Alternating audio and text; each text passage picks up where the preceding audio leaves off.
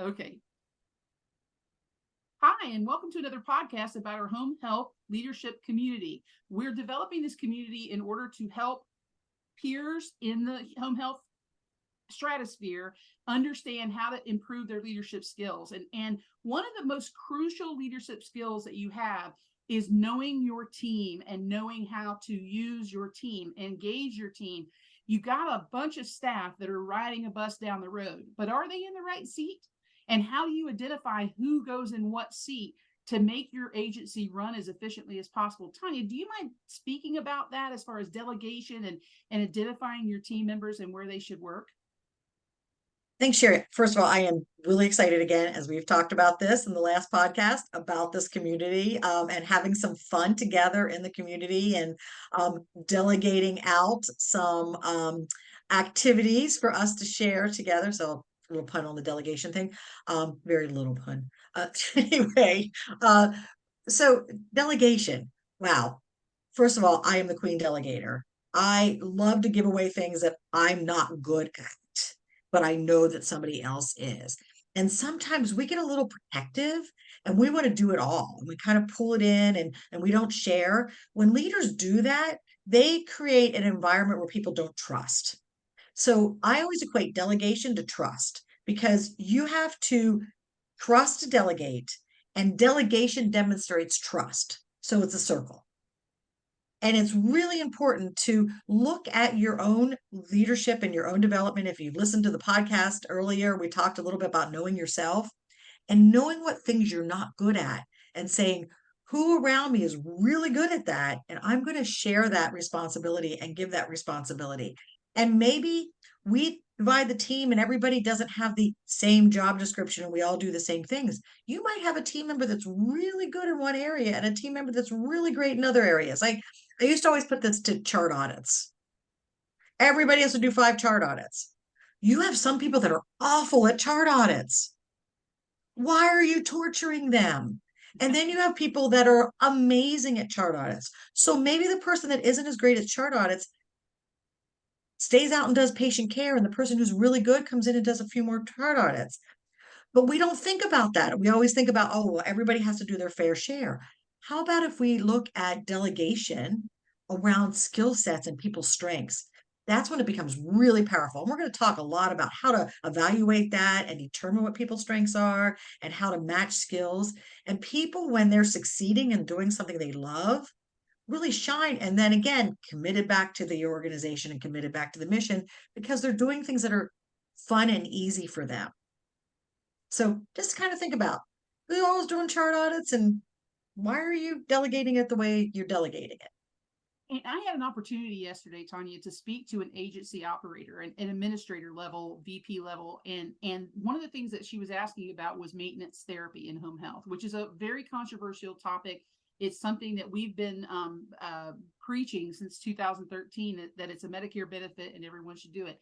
And one of the statements that she made early on in the conversation was that she had a couple of geriatric clinical specialists that wanted badly to do maintenance, but they were a little worried about the processes of putting maintenance into place. And so we had the conversation about what maintenance is and how it is a benefit, and that you have to make sure that you're documenting it appropriately, that you're using the appropriate codes on the claim. And all of that is the didactics of doing maintenance. But then at the end of the phone call, I had a moment and I said to her, I said, you know, those 2 geriatric clinical specialists that really want to do maintenance? And she said, yeah. I said, have them put together a committee and have them present it to you.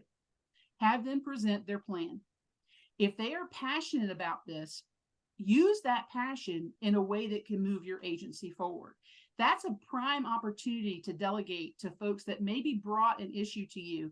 Many of you listening to this have had staff members bring a issue to you, and your first thought is, oh my goodness, I don't have time. Well, let me tell you, it takes a little bit of bravery on the part of that staff member to bring something to you that's maybe a little outside the box. And when you cut it short without at least entertaining it, Tonya, can you talk a little bit about what that does to the staff and staff morale? Oh, well, first of all, I have to say, you just gave a great example of the leader who thinks they need to have all the answers. Staff does not do not come to you with problems expecting you to have the answers. And I think that that's one of the big issues with leadership. And talk about staff morale, because when you kind of fudge the answer or you don't get back to them because you don't have the answer, so you avoid the question, then it becomes a conflict and then staff morale goes down. It is totally fine to say, I don't know, but you seem to be really passionate about this and want to know more. How about I give you time and space to learn about this and bring it back to me so we can learn together? Now, that might feel really scary.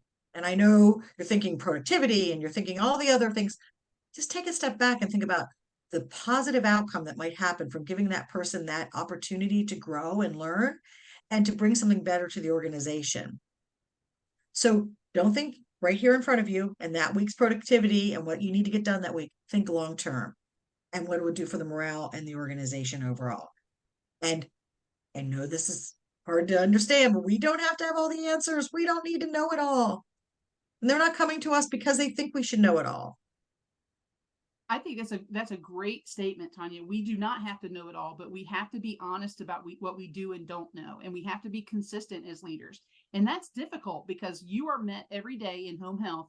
Tonya and I have both been in home health for a very long time, and I can tell you the home health that I stepped into is not the home health that exists today, and it's going to change every year. And one of the reasons why we're starting this community on January, in the beginning of January in 2024, is to capture some of the change that will occur inevitably next year once everything is settled out with the final rule and with the OASIS E changes and all the things that you're having to deal with as a leader in home health. And so we don't want you to think that this is just about the feel good overriding leadership concept. We will get into the details of home health specific situations, home health specific challenges. And give you some real tools that you can use to take back to your job to improve not just the satisfaction of your staff, but also your satisfaction, and maybe teach you to build boundaries around your job versus your personal life and getting that joy back into that 8 hours a day minimum that you spend in a leadership capacity in home health. So join us for free for 60 days. We're going to have a special going on towards the end of this year from Small Business Saturday, and that special will go on until December 31st. So take an opportunity, join the community for January and February, and then decide if this is something that's bringing value to you. Decide to continue with the community. It's very affordable, and we're hoping that value is going to be very high in this community. And all we need is you. All we need is you to take that moment and click the subscribe button and come join us on this journey. And Tonya, did you have any final thoughts? I'm just really excited to, again, get this journey going because this is something I have thought about for many years about having a group of individuals that we can talk and problem solve through, specifically to home health leadership. You know, there's a lot of great healthcare leadership content out there, and there's a lot of great leadership content out there, but our industry is different. We're in patients' homes, we're in their space. We need to understand the team members that are drawn to this profession and why we need to lead them in a specific way and guide them and help them. So I'm just really excited because this is so industry specific and is so needed. Thank you guys for listening, and we hope to see you in the community.